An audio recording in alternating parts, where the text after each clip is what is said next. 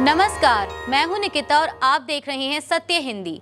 एक नजर डालते हैं अब तक की सुर्खियों पर। पश्चिम बंगाल में स्पेशल इंटेंसिव रिवीजन यानी एसआईआर को लेकर राजनीतिक विवाद बढ़ता जा रहा है। मुख्यमंत्री ममता बनर्जी ने एक बार फिर चीफ इलेक्शन कमिश्नर यानी सीईसी ज्ञानेश कुमार को पत्र लिखकर दो परेशान करने वाले लेकिन जरूरी मुद्दों पर गंभीर सवाल उठाए हैं। उन्होंने पूछा कि क्या ये फैसले किसी राजनीतिक पार्टी के दबाव में लिए जा रहे हैं। ममता की पहली चिंता उस कथित निर्देश को लेकर है जिसमें एसआईआर से जुड़े डेटा कार्यों के लिए कॉन्ट्रैक्ट पर डेटा एंट्री ऑपरेटर और बंगला सहायता केंद्र के कर्मियों को काम पर न रखने की बात कही गई है। इसकी बजाय राज्य के सीईओ ने पूरे एक साल के लिए 1000 डेटा एंट्री ऑपरेटर और 50 सॉफ्टवेयर डेवलपर्स बाहर की एजेंसी से लेने का प्रस्ताव भेजा है। ममता ने सवाल किया कि जब जिलों में पहले से प्रशिक्षित लोग मौजूद हैं तो आउटसोर्सिंग की आवश्यकता क्यों है और क्या यह किसी पार्टी के फायदे के लिए किया जा रहा है। दूसरा मुद्दा निजी रेसिडेंशियल कॉम्प्लेक्स में पोलिंग स्टेशन बनाने की संभावना से जुड़ा है, जिसे उन्होंने अनुचित और वोटरों के बीच भेदभाव पैदा करने वाला बताया है। टीएमसी पहले ही एसआईआर को लेकर इलेक्शन कमीशन ऑफ इंडिया पर पक्षपात का आरोप लगा चुकी है, जबकि बीजेपी का कहना है कि ममता गैर कानूनी वोट बैंक बचाने की कोशिश कर रही हैं। पश्चिम बंगाल में चल रही एसआईआर प्रक्रिया को लेकर सोमवार को बूथ लेवल अधिकारियों यानी पीएलओ और पुलिस के बीच तीखी झड़प हो गई। द हिंदू की एक रिपोर्ट के मुताबिक अधिकारी कॉलेज स्क्वायर से जुलूस निकालकर चीफ इलेक्टोरल ऑफिसर यानी सीईओ के ऑफिस पहुंचे, जहां उन्होंने ताले और पेड़ियां दिखाकर ऑफिस के मुख्य दरवाजे को सांकेतिक रूप से बंद किया। आरोप है कि पीएलओ पर बहुत अधिक और अमानवीय काम का दबाव डाला जा रहा है। प्रदर्शनकारियों ने बैरिकेड तोड़कर ऑफिस में घुसने की कोशिश की, जिसके बाद हाथापाई हुई। पीएलओ अधिकार रक्षा कमेटी का कहना है कि एसआईआर का काम, जिसे सामान्य तौर पर 2 साल से अधिक लगते हैं, इस बार बेहद कम समय में पूरा करने का निर्देश दिया गया है। कमेटी ने यह भी दावा किया कि काम के तनाव से 2 बीएलओ की मौत हो चुकी है। एसआईआर के तहत घर घर जाकर गिनती 4 नवंबर से 4 दिसंबर तक चल रही है और ड्राफ्ट रोल 9 दिसंबर को जारी किए जाएंगे। संगठन ने चेतावनी दी है कि समय सीमा नहीं बढ़ाई गई तो बड़े स्तर पर और विरोध होंगे। इसी बीच पीएलओ ओइकिया मंच ने भी डिजिटाइजेशन समस्याओं और अतिरिक्त स्टाफ की मांग उठाई है। उत्तर प्रदेश में चल रही विशेष गहन संशोधन यानी एसआईआर प्रक्रिया के दौरान बूथ लेवल ऑफिसरों की लापरवाही और काम के दबाव को लेकर प्रदेश भर में बड़ा विवाद खड़ा हो गया है।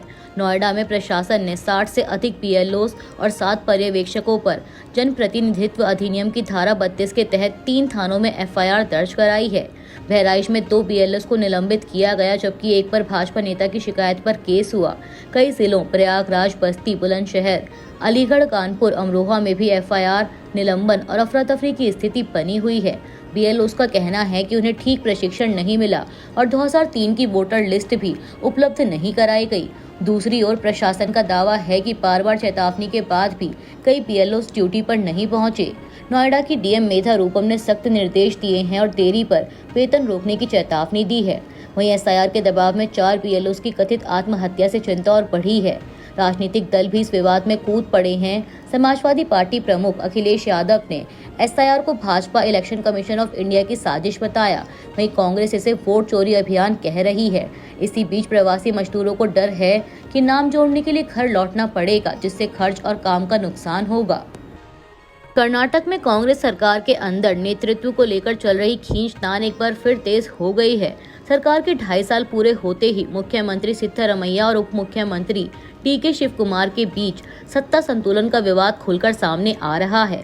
सोमवार को सिद्धरमैया ने साफ कहा कि मुख्यमंत्री पद पर बने रहने या बदलाव का अंतिम फैसला कांग्रेस हाईकमान ही करेगा और उन्हें तथा शिव कुमार दोनों को ही वही मानना होगा।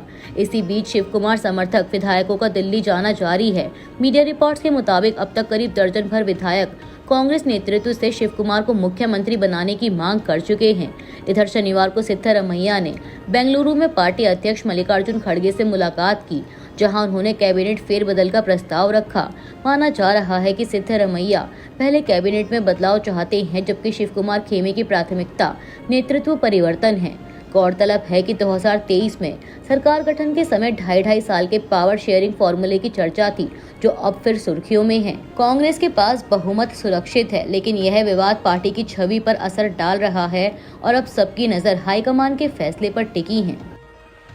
कांग्रेस नेता राहुल गांधी ने अभिनेता धर्मेंद्र के निधन की खबर को अत्यंत दुखद बताया है। एक्स पर एक पोस्ट करते हुए उन्होंने लिखा कि महान अभिनेता धर्मेंद्र जी के निधन का समाचार अत्यंत दुखद है और भारतीय कला जगत के लिए अपूरणीय क्षति है।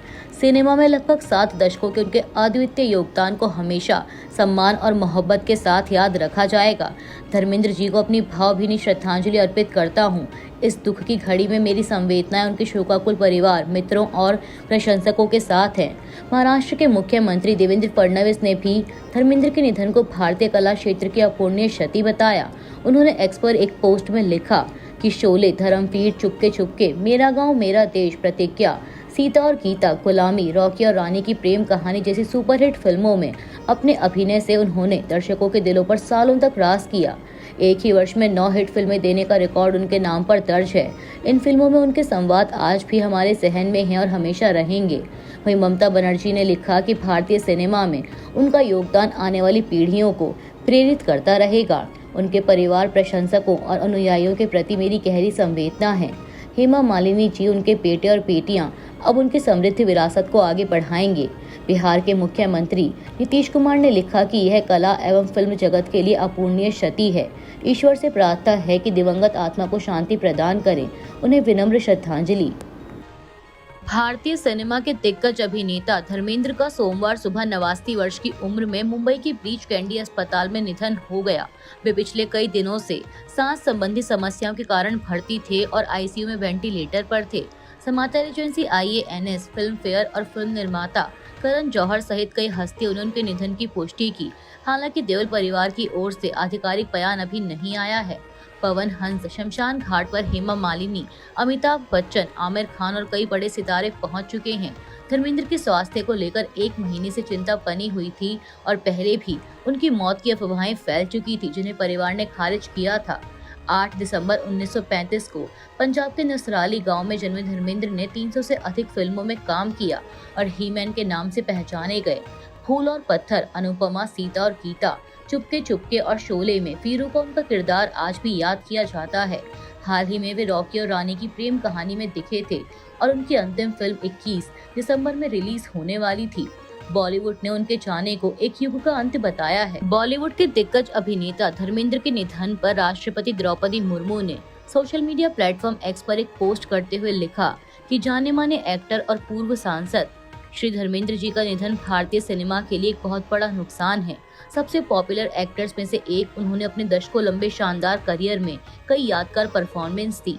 भारतीय सिनेमा की एक बड़ी हस्ती के तौर पर वह अपने पीछे एक ऐसी विरासत छोड़ गए हैं जो कलाकारों की नई पीढ़ियों को प्रेरित करती रहेगी। उनके परिवार, दोस्तों और चाहने वालों के प्रति मेरी गहरी संवेदनाएं। प्रधानमंत्री मोदी ने लिखा कि धर्मेंद्र जी के जाने से इंडियन सिनेमा में एक युग का अंत हो गया है। वह एक आइकॉनिक फिल्म पर्सनैलिटी थे, एक जबरदस्त एक्टर थे जो अपने हर रोल में चार्म और गहराई लाते थे। जिस तरह से उन्होंने अलग अलग रोल किए, उसने अनगिनत लोगों के दिलों को छुआ। धर्मेंद्र जी अपनी सादगी, विनम्रता और प्यार के लिए भी उतने ही जाने जाते थे। इस दुख की घड़ी में मेरी दुआएं उनके परिवार, दोस्तों और अनगिनत फैंस के साथ हैं। ओम शांति। वाणिज्य और उद्योग मंत्री पीयूष गोयल ने बताया कि भारत और कनाडा ने फ्री ट्रेड एग्रीमेंट यानी FTA या कॉम्प्रिहेंसिव इकोनॉमिक पार्टनरशिप एग्रीमेंट पर वार्ता फिर से शुरू करने पर सहमति जताई है।